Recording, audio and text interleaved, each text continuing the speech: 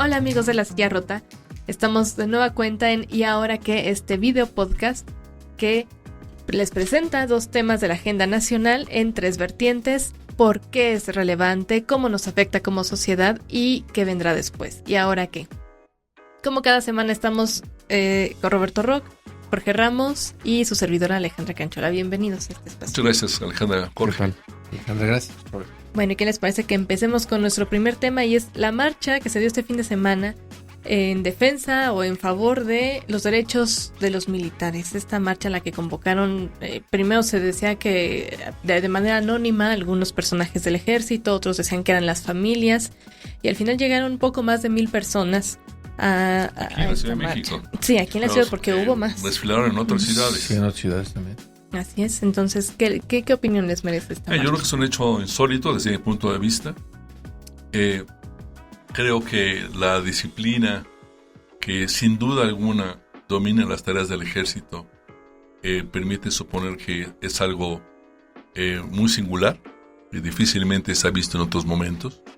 A lo mejor hay algún antecedente remoto, pero yo lo registro en algunas ocasiones en ciudades muy aisladas, en ciudades fronterizas, especialmente por parte de las familias, pero ver así gente de uniformes desfilando, no lo recuerdo en ningún momento. Creo que estamos en un momento complejo para el ejército. Las Fuerzas Armadas en todo el mundo se han ido transformando, y creo que en el caso concreto de nuestro país, el ejército ha tenido un papel protagónico, yo diría, Jorge, Alejandra, nunca visto en la historia por lo menos moderna del país, donde se hace cargo de muchísimas tareas, ya no solamente las de seguridad, sino administrativas, de construcción, etc. Redondearía diciendo que en mi convicción o en mi percepción estamos frente a 2 bloques del ejército.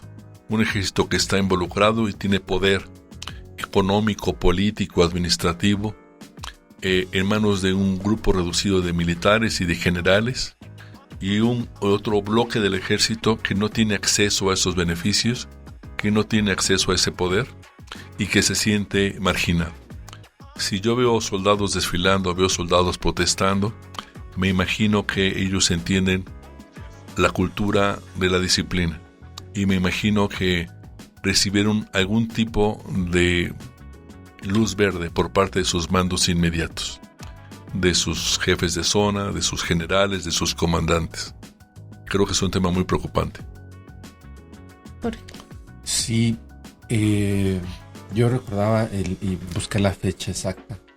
El 18 de diciembre de 1998, siendo presidente de la República, un priista, cuando se rompió en el 2000 esta hegemonía de casi 70 años de un solo partido, el 18 de diciembre, insisto, de 1998, un grupo de militares con el uniforme, encabezados por gente que estaba a favor de Hildegardo Basilio, un teniente coronel que había sido acusado de distintos presuntos delitos, que después fue evolucionando el tema. Vicente Fox, cuando asumió la presidencia, retomó el caso, en fin. Pero esa fue la primera ocasión en que vimos desfilar en Paseo de la Reforma en la Ciudad de México a militares con el uniforme. Por un caso de acusaciones contra uno contra un teniente coronel de sus miembros. Así es. Y bueno, y lo que vimos este fin de semana en la Ciudad de México y en otras ciudades de esta protesta. Y creo que tienes razón, Roberto. Mira, en la élite, digamos, militar, hay aproximadamente unos 500 generales de distinto rango. Obviamente el que tiene las más altas estrellas son el secretario de la Defensa, y de ahí hay otros tipos generales de brigada, en fin, de división. Los más importantes son los generales de división, y por abajito de ellos los generales de brigada. Así es, y más o menos habrá unos 500 actualmente militares que tienen ese rango. ¿En activo? En activo. Bueno, algunos activo y en retiro, ¿eh? Algunos en sí, retiro. Sí. Por ejemplo, el que es presidente ahorita del Congreso de la Ciudad de México es un general en retiro. Sí. Entonces, así más o menos son como 500. Tengo el registro, Jorge, Alejandra, de que el número de militares, de generales, en activo, proporcionalmente al número total, digamos, de los integrantes del ejército mexicano, incluso si sumamos la Fuerza Aérea, es mayor, digamos, ¿no? Tenemos demasiados generales en proporción con otros ejércitos en el mundo, al parecer. Habría que validarlo. Sí, y bueno, el dato lo refería yo, ambos, tanto la primera manifestación en las calles de la Ciudad de México y el número de generales, porque después de que ocurrió el Culiacanazo, ¿no? al arranque de este sexenio, hubo una reunión. Generalmente estos altos mandos en retiro y algunos en activo se reúnen de manera periódica, tienen desayunos en donde habitualmente invitan al secretario de la Defensa Nacional y poco después de que ocurrió el Culiacanazo se reunieron estos 500 generales con el secretario de la Defensa. Y ahí uno de los generales tomó la palabra en representación de... Sí, fue un acto conocido. De todos, así es. Y ahí hicieron una serie de reproches. Pero lo que cuentan generales es que hay una molestia en el ejército hacia el gobierno del presidente Andrés Manuel López Obrador. Entonces, yo sí creo que esta marcha es muy, muy, muy delicada, que sí estamos viviendo unos momentos muy complejos, porque ya lo refería Roberto, ¿no? A este ejército, a esta Secretaría de Defensa Nacional se le ha abierto la puerta para muchas cosas. Construye aeropuertos, construye todo, ¿no? Tiene los bancos del bienestar, en fin, hay un montón de actividades que está tomando el ejército. Pero hay molestia en los generales. En generales en retiro hay mucha molestia. Ya vimos esta manifestación en las calles y creo que es muy delicado. Y aquí yo avanzaría al asunto de cómo nos afecta, ¿no? Como ciudadanos, pues nos afecta de manera directa, porque los militares, entendidos estos como integrantes de la Secretaría de Defensa Nacional, soldados pues, pero también son militares los marinos, ¿no? Los de la Secretaría de Marina. Pero en ellos descansa buena parte de la lucha contra la criminalidad, particularmente contra el crimen organizado, el narcotráfico. Sabemos que la Guardia Nacional es un brazo militar, lo encabeza un general también en retiro, sí. Y la mayoría de sus integrantes son militares. Hay que explicarle al público que un ejército tiene varias armas, es decir, varias divisiones o varias líneas de trabajo.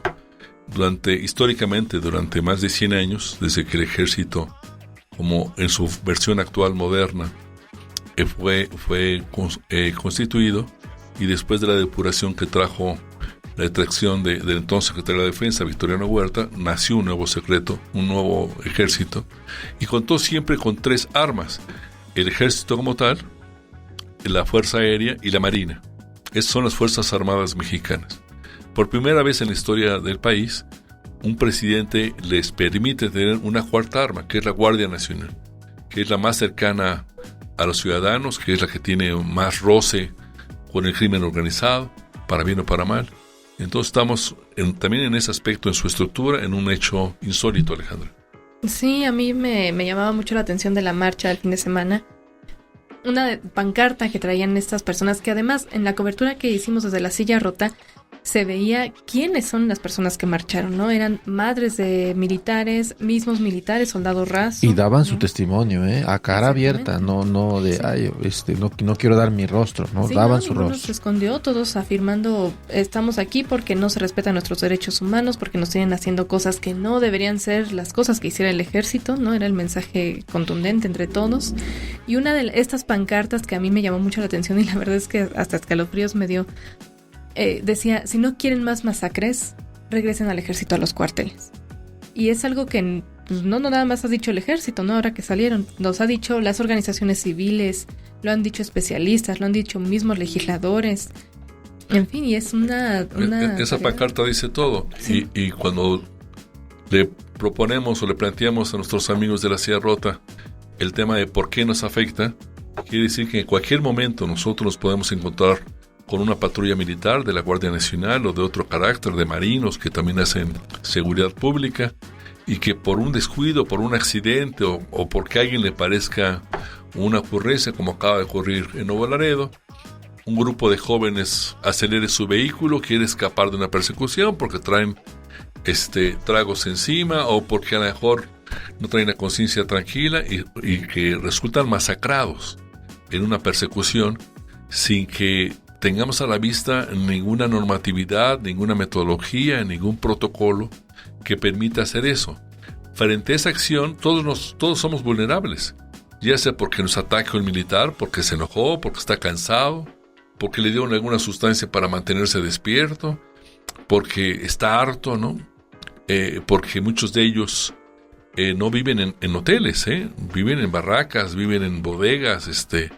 Se han publicado, Jorge, videos de deportivos donde el agua está cayendo, está encharcándose, seguramente con alimañas, y ahí muchas veces los soldados rasos tienen que estar en espera de la misión que se les asigne. Es un tema muy complicado. Uno diría, y con esto termino, que hasta el momento, después de que, aún antes de Felipe Calderón, el presidente López Obrador dice que Felipe Calderón casi fue el que inventó la incursión del ejército contra el crimen organizado. Felipe Calderón entró en 2006 a la presidencia. Esto venía de mediados de los 90. Pero desde entonces para acá, la violencia criminal no ha dejado de crecer. Si se pensó que meter al ejército a las calles, a vigilar las calles, una tarea para que no estén capacitados, era la solución, bueno, yo diría que ya tenemos suficientes 30 años para entender que no es la solución, Jorge.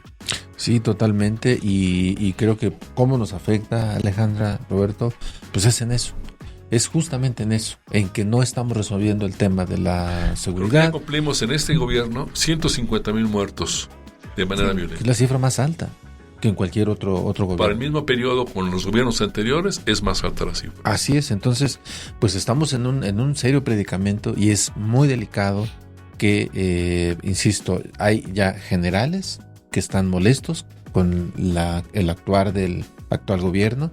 Evidentemente no están de acuerdo en que a una élite, a un cierto sector del ejército tenga tanta actividad en sus porque manos, tanta son todos los generales. Son Esto todos. creo que es un asunto de generales desde Así mi punto es. de vista. Pero si ahora vemos también a los, digamos, a los soldados rasos, Por eso. Cuidado. Pero yo tengo la hipótesis de que si algo pasa en el cuerpo bajo el mando de un general, el que decide eso es el general. Ese cuerpo está adiestrado, tiene toda la mentalidad, toda la cultura del sometimiento, de la disciplina, y sabe lo que pasa cuando no se somete a esa disciplina. ¿Qué está pasando con generales que están en desacuerdo? Esta es una pregunta que nos venimos haciendo desde que empezó este gobierno. Cuando el presidente López Obrador decidió que Luis Crescencio Sandoval, un general que entonces era general de brigada, es decir, un general de segundo rango frente a los generales de división, iba a ser el nuevo titular de la defensa, contra la recomendación de la élite militar, por los motivos que habrá tenido el presidente. A lo mejor eran motivos muy respetables, porque pensaba que estaba viciado a esa élite, porque pensaba que Luis Crescencio Sandoval, que era como una generación atrás de los mandos vigentes, era la persona ideal. Pero fuera como fuera, a partir de ese momento, evidentemente hay un grupo de militares, un grupo de generales que están inconformes. Terminaría diciendo que en la Sierra Rota tenemos reportes de que todos los comandantes de zona, el país está dividido en zonas y regiones, ¿no? Pero la absoluta mayoría, si no es que todos los comandantes de zona y de región, tienen la orden de reportar a la Ciudad de México antes de emprender cualquier acción. Así sea atacado su cuartel, tienen que informar. Y la presunción es que porque piensan que son corruptos. Entonces, los limitan, les amarran las manos. Y ciertamente pareciera haber un malestar en que no andar en la calle, no rozarse tanto en la calle, les inhibe algunos negocios, chiquitos o grandes. Pero eso también, Jorge, Alejandra, pareciera ser un motivo de fricción constante. No sé. ¿Y ahora qué? ¿Qué viene después de esta marcha, después de esto que ya vimos que se exhibió desde varios sectores del ejército. Yo la verdad es que no veo, y no lo veo ni en el gobierno que sigue, un cambio de estrategia, lo que me parece que es lo más preocupante, porque ya vimos que no funciona como lo comentaban ustedes. Y yo sí veo, como decía Roberto hace un segundo, un malestar muy importante por parte del ejército, y si no se cambia de estrategia y se le sigue dando más poder al ejército, yo la verdad tengo mis asegúnes en lo que pueda venir. Pero pues, no, la verdad es que pocas veces una pregunta de ¿y la hora que de Alejandra puede ser tan recibida con tanta cautela? Porque es una sociedad secreta el ejército, ¿no? Y hay una serie de factores que uno no alcanza a distinguir con claridad en cuál es la correlación y los compromisos y las lógicas que tiene el poder indudable del ejército, económico, político, social también, con el poder civil. Es una relación compleja y muy oscura, Jorge. Sí, y la verdad es que a mí sí me preocupa mucho. Creo que es incierto lo que pueda suceder en adelante. El ejército ha sido señalado de tener un centro de inteligencia que ya sabíamos que existía, pero ahora se ha demostrado que está espiando a civiles sin que haya una ley, sin que la Constitución se lo permita bajo circunstancias. Y si seguimos avanzando en esta escalada, la verdad es que es muy incierto lo que pueda suceder. Comparto con Alejandra su preocupación en el sentido de que no se ve un cambio que pueda ocurrir en la estrategia. Evidentemente en este gobierno no va a ocurrir, pero muy probablemente en el que sigue tampoco. Así que pues creo que se ve muy ominoso. La verdad es que yo utilizaría esa palabra. Se ve ominoso el futuro, y ojalá y encontremos entre todos, ciudadanos y gobierno, una salida que no nos lleve a estadios mucho más delicados de los que ya hemos estado viendo. Yo creo que tiene que cambiar. Yo no sé si vaya a cambiar o no. Veo muchos elementos para suponer que no va a cambiar.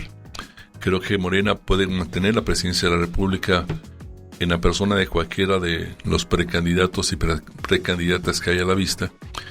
Pero yo creo que si la persona que ocupe la presidencia a partir del próximo año, del 1 de octubre del próximo año, si no estoy equivocado, por la nueva fecha, sí, va a tener la necesidad de cambiar esta dinámica que existe de cederle tantos espacios, otra vez, políticos, económicos y sociales al ejército, incluso ser el único actor en materia de combate a la criminalidad.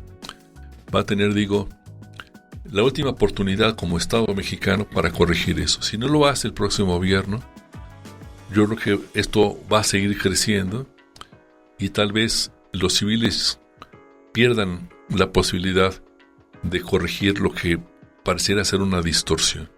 A lo mejor provocada por buenos motivos, Jorge. A lo mejor el presidente dijo: todo el cuerpo civil está tan corrupto que necesito a los militares. Son más de 350,000 personas que están en sus cuarteles. Los voy a poner a trabajar. Me tengo que poner de acuerdo con los militares por los motivos que sean. El presidente López Obrador, desde que empezó su activismo, dijo que un cambio democrático podía ser saboteado por 3 actores: por los empresarios, por Estados Unidos y por los militares. Y ha sido particularmente cuidadoso de que no se le escapen los resortes, los hilos en esos 3 frentes. Pero creo que ya se desbordó o se está desbordando este fenómeno. Si el próximo presidente no hace un cambio aprovechando la disciplina militar, yo creo que ya no lo va a poder hacer en el futuro. Así es. Bueno, pues ese es el primer tema y nos da un poquito el pie para entrar al segundo tema, que es esta relación que tiene Estados Unidos y México, la parte 2, porque ya hablábamos la semana pasada también de esta relación, y sobre todo el tema de seguridad, ¿no? Ahora más legisladores, ya incluso el fin de semana se sumaron algunos demócratas a este llamado para que el ejército de Estados Unidos, o por lo menos instituciones de los Estados Unidos, intervengan en el combate a los cárteles de la droga y al crimen organizado en México. Y bueno, esta es la segunda parte, esta relación que tiene López Obrador con el gobierno de Estados Unidos en este sentido. Muy aparte, no sé, como un apunte, un anexo, está el tema de Ovidio Guzmán, que a mí también me llama mucho la atención, como dicen, no, yo no soy, sale López Obrador, así, sí es Eso él. no soy yo. Sí es. Yo Y soy, se va a ir a los yo Estados soy una Unidos. dulce palomita que estudiaba como si estudiaba en la primaria con el hijo de Alfonso Durazo, gobernador de Sonora. Como si compartíamos este colegio tan de buen nombre y prestigiado, que por cierto ya cerró. Yo podía ser una mala persona. Pero no, yo no coincido en muchas cosas con el presidente López Obrador, pero en toda esta crisis tengo más puntos de coincidencia con el presidente que de disenso. Uno podría decir, tiene usted razón, presidente, muchos de los políticos que lo están criticando, lo que están haciendo un juego de pulsos con el gobierno de Biden, con los demócratas, ante la próxima elección presidencial. Y son personajes impresentables, ¿no? De ultraderecha, militares ellos mismos, con intereses inconfesables. Mequetrefes, me gustó la palabra. Pero creo que esto forma parte de un juego en Estados Unidos que está encontrando buenos argumentos para presionar a México, a todos los niveles. Desde la Casa Blanca, pasando por el Congreso, llegando con los gobernadores fronterizos, las agencias como la DEA, como el FBI, todo el mundo está, digamos, desbordado, envalentonado, y creo que una de las claves, pero no la única, es la palabra fentanilo. El Estado mexicano y el Estado norteamericano, estadounidense, se han mostrado incompetentes para frenar una tragedia que está costando la vida de decenas de miles de norteamericanos adictos. No sabemos si esto es una gran pregunta. ¿Cuántos mexicanos están perdiendo la vida por la acción del fentanilo? Me dicen que realmente están en su mayoría en la frontera norte. Pero no tenemos datos porque el gobierno de López Obrador canceló la encuesta nacional de adicciones, que nos permitía una radiografía de qué tipo de adicciones están teniendo los mexicanos y por qué. Si son drogas, si es alcohol, qué tipo de drogas, desde cuándo, desde qué edad. Estamos navegando con los ojos cerrados. Pero es un tema muy largo. Yo cedería la palabra ahorita, pero regresaría. Aún hay más. Sí, la verdad es que el presidente López Obrador creo que encontró un buen asidero, ¿no? Para que muchos estemos de acuerdo con él en el sentido de que estas voces de Estados Unidos que pues, prácticamente quieren mandar a los Marines o no sé qué cosa para combatir a los narcos acá. Y la verdad es que es politiquería y es un rollo, ¿no? de los gringos, ¿no? que lo traen ahí el asunto y pues nos quieren apretar ahí las tuercas, que por supuesto creo que encuentran ciertos elementos, ¿no? Para pues agarrarnos de... Sí, no es que aquí los tienes, ¿no? Ahí para de piñata, ¿no? Ahora sí que el niño chillón y pues todavía le dan sus... Sí, entonces pues ahí está todo el tema, ¿no? No, yo creo que el asunto que mencionabas del fentanilo, nosotros en la Silla Rota, por ejemplo en nuestro regional de Guanajuato, trajimos un testimonio. De hecho nos abstuvimos de poner las fotografías con digamos en su crudeza de casos terribles, cómo están gente que está consumiendo ya esto. Y los efectos son francamente es muy impresionante. desastrosos, impresionantes. Y quizá el número más reciente que yo vi en Estados Unidos, más de 100,000 muertos ellos han tenido ya por ese tema del fentanilo. Hasta 2020 o 2021. Sí. Y en el caso de nosotros, la verdad es que pues, tampoco tenemos muchos datos, por lo que decías, ¿no? Sí. Y no tenemos datos de esos y de muchos otros, cosas más. Porque no estamos haciendo el tema de la encuesta. Y yo ahí sí creo que pues la relación con Estados Unidos siempre ha sido muy tirante, ¿no? Los embajadores perdón, Jorge, pero sí. Yo sí creo que estamos en una crisis que yo solamente equipararía con lo que México vivió en 1985 con el asesinato del agente de la DEA, Enrique Camarena, que llevó una tensión en la relación entre los dos países, llevó a cerrar la frontera por parte de Estados Unidos, no oficialmente, llegó a una persecución con agentes federales norteamericanos del FBI investigando y deteniendo a mexicanos para llevárselos a procesar a Estados Unidos. Ahora nos espanta mucho que ocurra eso, pero eso sucedió en 1985. Yo no recuerdo otro momento, y tengo antigüedad en este oficio y en el mundo para recordarlo, que hayamos estado en un momento tal de tensión como esta. El presidente puede tener buenos argumentos o no, pero la realidad es que el momento es muy crítico. Sí, claro, seguramente Estados Unidos nos va a meter más presión, sí, ¿no? Incluso yo creo que van a tomar algunas medidas muy arriesgadas, y justamente como vienen ya las elecciones en ambos países, allá y acá, pues seguramente van a empezar a apretar con algunas medidas que nos van a espantar cuando las veamos, ¿no? Porque todo parece que los incentivos en todas las partes están alineadas hacia crecer el conflicto. Sí. Porque por parte del presidente López Obrador tampoco se las anda con chiquitas, digamos, ¿no? Revira, insulta, critica, se defiende, ¿no? Defiende lo que él piensa que es la soberanía del país, ¿no? Y bueno, tenemos problemas en el tema de seguridad, tenemos problemas en el tema del control fronterizo, tenemos problemas en el tema comercial, ¿no? La agenda es muy complicada y tenemos muchos frentes abiertos, muchas guerras en proceso. Ahora, ¿qué pasa, Alejandro? Sí, no sé si les parece, ya que entremos al ¿y ahora qué? Nos asentamos un poquito en el cómo nos afecta. Nos afecta, ya vimos cómo, no, es muy evidente. ¿Y ahora qué? Yo creo que López Obrador no va a ceder en su postura de no me voy a alinear a la DEA, perdón. Dice más respeto, por favor, cuando se lo proponen partidos de la oposición. Responde, como bien decía Jorge, como mequetrefes a quienes proponen intervencionismo o algo parecido como lo entiende. Y yo creo que no va a ceder en ese terreno. Lo que también me preocupa es que México no hace mucho por evitar el problema, que Estados Unidos lo ve como un gran problema.